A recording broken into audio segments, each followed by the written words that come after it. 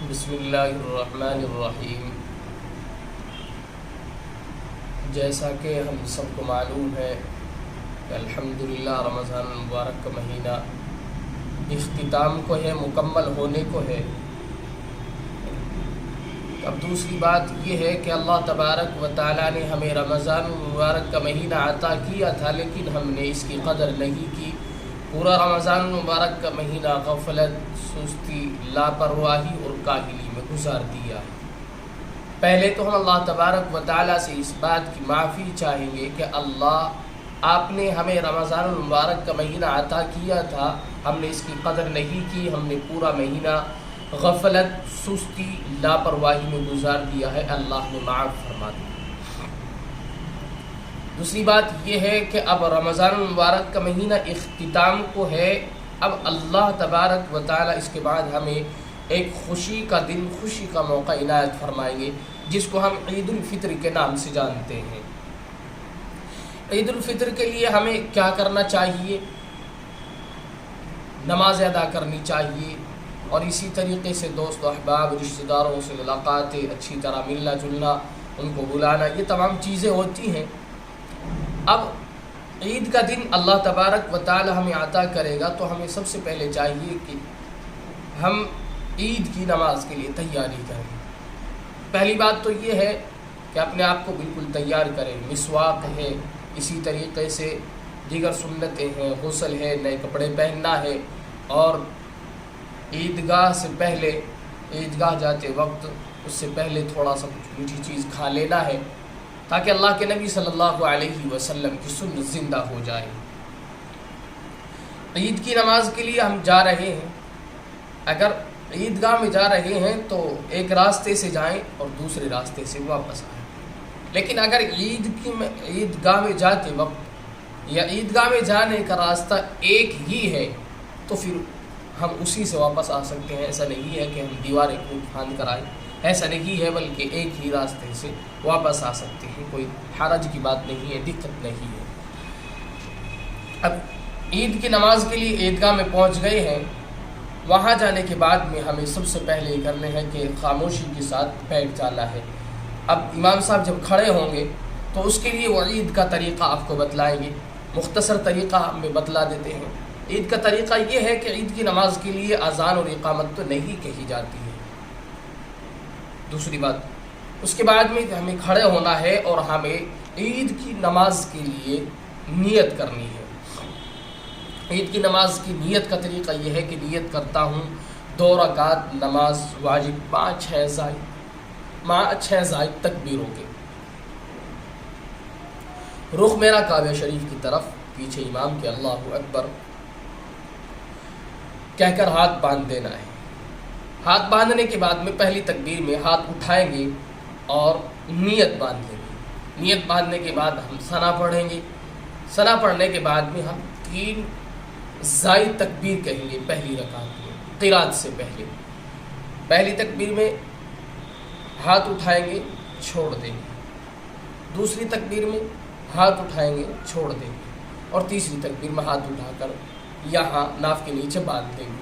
پھر امام صاحب قرات کریں گے، سورت ملائیں گے، اور قرات مکمل ہونے کے بعد میں دیگر نمازوں کی طرح 1 رکعت مکمل ہو جائے گی۔ دوسری رکعت کے لیے کھڑے ہوں گے تو دوسری رکعت کے لیے بھی طریقہ یہ ہے کہ پہلے امام صاحب قرات کریں گے، دوسری سورت ملائیں گے، تو رکوع میں جانے سے پہلے 3 زائد تکبیر کہنی ہے۔ پہلی تکبیر میں ہم ہاتھ اٹھائیں گے کانوں تک اور نیچے چھوڑ دیں گے۔ دوسری تکبیر میں پھر ہم ہاتھ اٹھائیں گے کان کی لو تک اور پھر ہاتھ چھوڑ دیں گے۔ تیسری تکبیر میں ہاتھ اٹھائیں گے اور چھوڑ دیں گے۔